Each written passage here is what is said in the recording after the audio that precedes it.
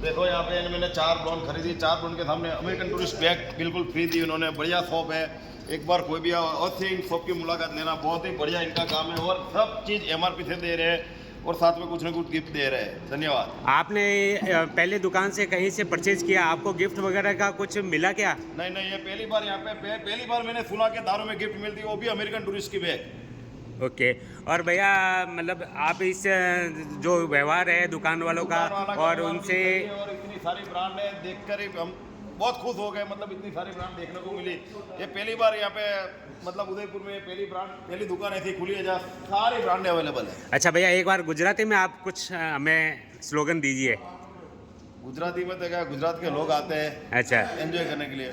मतलब एक જ વસ્તુ आप गुजराती में बोलो। ગુજરાતીમાં એક જ વસ્તુ કહું છું કે આ બ્રાન્ડ અહીંયાથી લીધી છે, હું એટલો રાજી છું કેમ કે MRP થી મને મળી છે ને। MRP માંથી મેં 4 બોટલ લીધી, અમારે અહીંયા 3 દિવસ રહેવું છે અને સાથે બેગ ફ્રી છે, સારામાં સારી બેગ ફ્રી છે અમેરિકન ટુરિસ્ટની।